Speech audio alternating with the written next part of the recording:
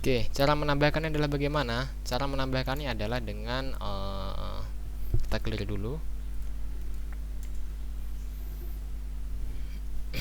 Oke, kita bisa mengganti pembacaan disk ini menjadi DVD 2 dan DVD 3 karena yang 2 dan 3 itu belum tertambahkan, yaitu karena di dalam VirtualBox saya bahasa Indonesia, maka ada menu di sana piranti ya. Kalau di dalam bahasa Inggris saya lupa itu namanya apa. Yang jelas pada menu ini kemudian ada drive optik. Di sini jika sudah ada di sini, maka pilih DVD 2 di sini. Karena DVD 1 tadi sudah tertambah, maka pilih DVD 2. Setelah itu pastikan lagi dia sudah terchecklist seperti ini. Kemudian setelah itu kita masukkan perintah apt strip cd-rom spasi add. Oke, maka di situ sistem itu akan bilang silakan masukkan CD-nya, kemudian tekan enter. Karena sudah kita pilih, maka kita tinggal tekan enter.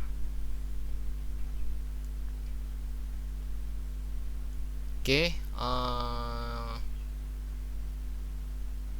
ya katanya ini sudah ditambahkan. Kemudian ulangi langkah ini untuk CD yang kamu punya, atau CD-nya ada berapa diulangi sampai habis gitu ya maksudnya. Dan kita masukkan pembacaan CD 2, kita ganti CD menjadi CD 3, paksa unmount saja. Kemudian ketikkan perintah yang sama, apt cd-rom add, kemudian enter. Setelah itu sudah selesai, kita coba clear. Kita akan lihat di dalam source list apakah sudah tertambahkan. Ya, sudah tertambahkan ya DVD 3 dan DVD 2 nya. Maka kita keluar, clear lagi. Setelah itu adalah kita akan mengupdate apt strip get update. Tunggu prosesnya. Oke, setelah selesai kita clear lagi. Oke, sampai di sini tahap ini kita sudah menambahkan berkas dalam paket DVD 2 dan 3 yang kita punya. Untuk selanjutnya kita menginstal paket ISC DHCP server ya.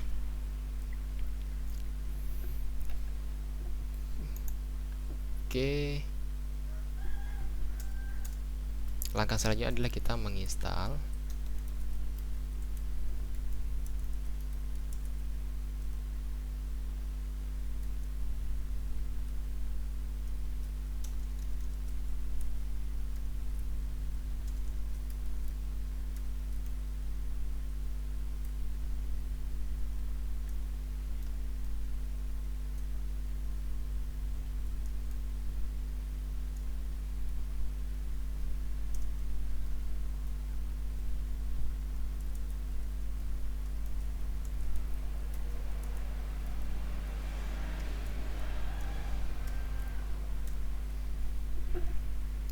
Oke, jadi perintahnya adalah ketikkan apt strip get, kemudian spasi install.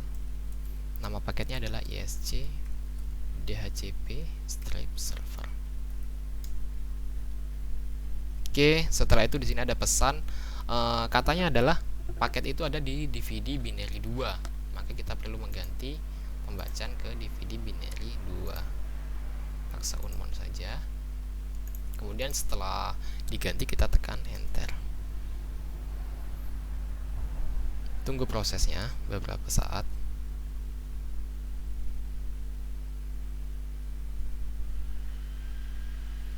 Oke, setelah itu kita clear.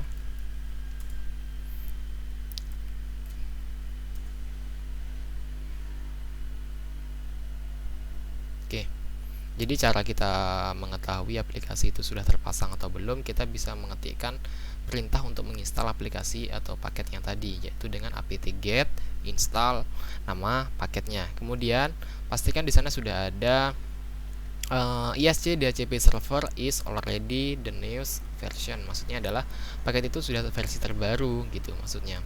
Atau bisa juga diartikan paket ini sudah terinstall loh gitu. Jadi maksudnya seperti itu. Oke, sampai tahap ini kita sudah menginstal atau menambahkan paket ISC DHCP server untuk mengkonfigurasi DHCP server. Kemudian langkah selanjutnya adalah kita akan mengkonfigurasi DHCP servernya. Oke, untuk mengkonfigurasinya kita hanya perlu mengedit dua buah file, yaitu dhcpd.conf, yang kedua adalah ISC DHCP server.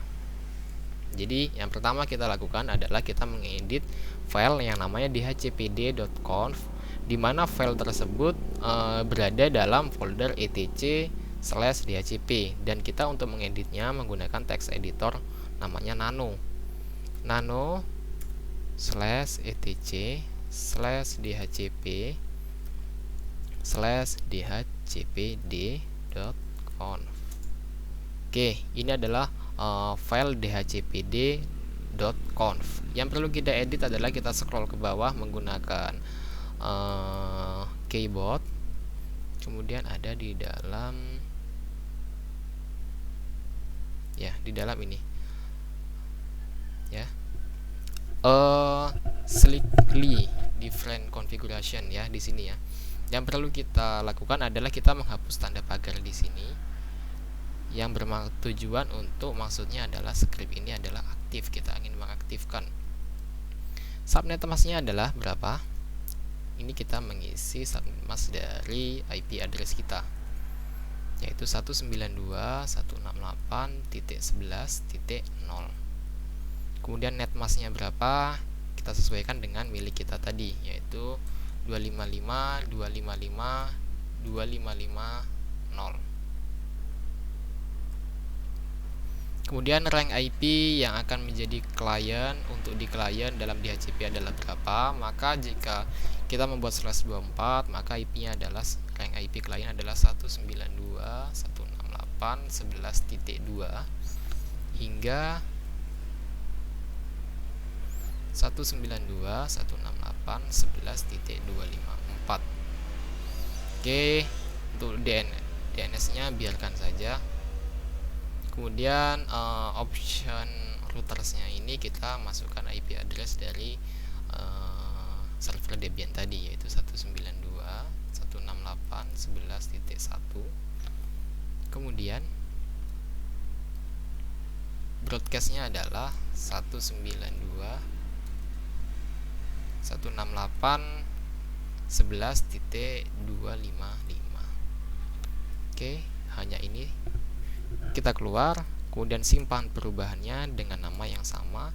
Kemudian langkah selanjutnya adalah kita mengedit file yang kedua, yaitu file ISC DHCP server, di mana untuk mengeditnya kita menggunakan text editor nano, dan file tersebut di dalam folder etc, kemudian di dalam folder default, kemudian nama filenya adalah ISC DHCP server. Oke, ini adalah filenya. Scroll ke paling bawah, kemudian baris yang terakhir adalah ada perintah interface. Di sini di dalam tanda kutip ini masih kosong. Yang perlu kita lakukan adalah menambahkan ethernetnya, yaitu ETH0. Kemudian simpan perubahan, keluar, kemudian simpan perubahan dengan nama yang sama.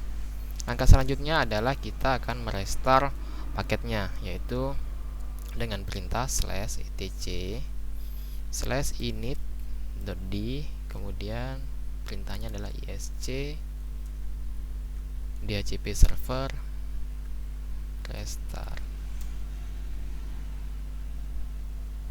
Oke, sampai di tahap ini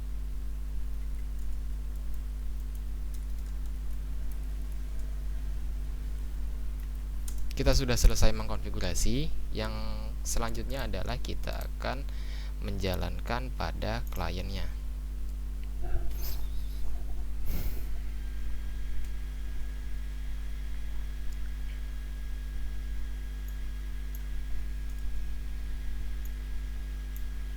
Jadi saya mensimulasikan kliennya di sini juga dari si Debian juga ya. Jadi ini satu sistem operasi yang sudah saya install, kemudian saya clone biar tidak menginstal lagi. Sebenarnya tidak hanya Debian ya, kita bisa menambahkan sistem operasi yang lain seperti Ubuntu atau yang lainnya. Kemudian bisa juga versi Windows bisa juga ya di dalam ini. Cuman karena biar ringan saja, maka saya clone ini saja biar nggak banyak saya menginstal.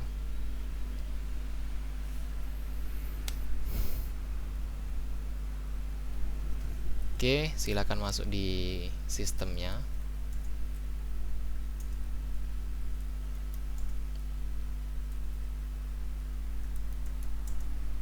Ya, secara otomatis dia akan sudah IP address-nya sesuai dengan, atau secara otomatis dia akan menjadi kliennya. Kenapa akan jadi klien? Karena di sini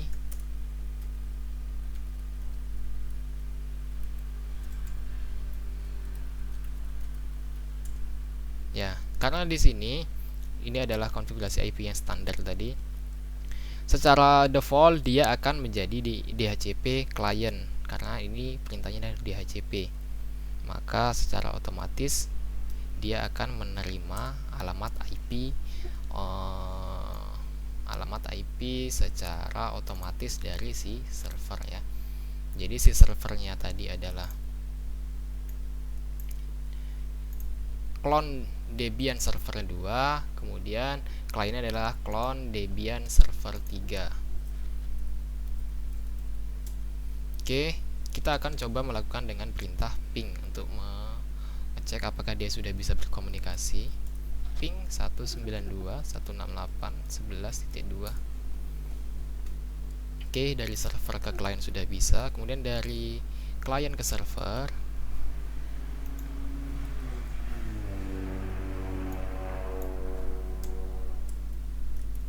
ping 192.168.11.1.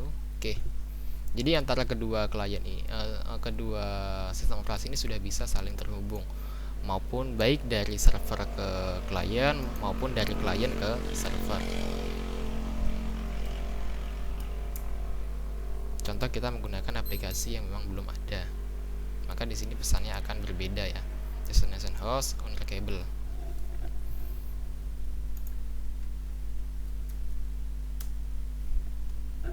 Oke, maaf saya lupa menyampaikan. Jadi bagi jika dicoba dan tidak bisa, biasanya kesalahan adalah di sini ya. Pada pengaturan, kemudian pada jaringan ini diubah menjadi jaringan internal ya. Jaringan, karena ini ada beberapa opsi ya. Kita hanya menggunakan jaringan internal ya.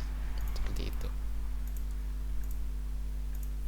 Jadi sampai pada tahap ini kita sudah mencoba, sudah disimulasikan cara mengkonfigurasi server sistem operasi Debian itu menjadi server DHCP. Nah, ini simulasinya adalah satu klien. Jika kita ingin menambahkan banyak klien, bisa nggak? Bisa jawabannya. Misalnya kita ingin menambahkan menjadi 10 maupun 20, mau 30 bahkan sampai 100 itu bisa. Caranya bagaimana? Caranya bisa di realnya itu dengan menambahkan switch ya, atau ingin yang lebih besar lagi kita tambahkan di access point gitu ya. Jadi nanti handphone kita yang terhubung nanti bisa mendapatkan IP secara otomatis ya. Kurang lebih seperti itu caranya. Oke, kurang lebih segini simulasi tentang konfigurasi DHCP server pada Debian. Kurang dan lebihnya saya mohon maaf. Terima kasih atas waktu dan kesempatannya. Mohon maaf juga jika video ini terpotong-potong karena memang saya memakai aplikasi perekam layar secara gratis. Maka barangkali ada di antara alumni maupun siswa yang ingin menyumbang aplikasi secara berbayar yang lebih baik, maka terima kasih banyak. Oke.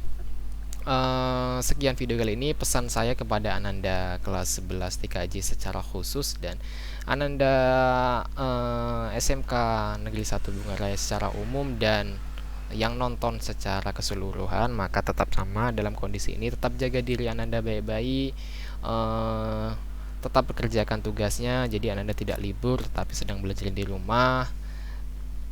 Kemudian intinya harapan saya ketika kita masuk nanti kondisi kita tetap sehat dan utuh, masih bisa berkumpul seperti sedia kala. Oke, terima kasih atas waktu dan kesempatannya. Saya akhiri. Wassalamualaikum warahmatullahi wabarakatuh.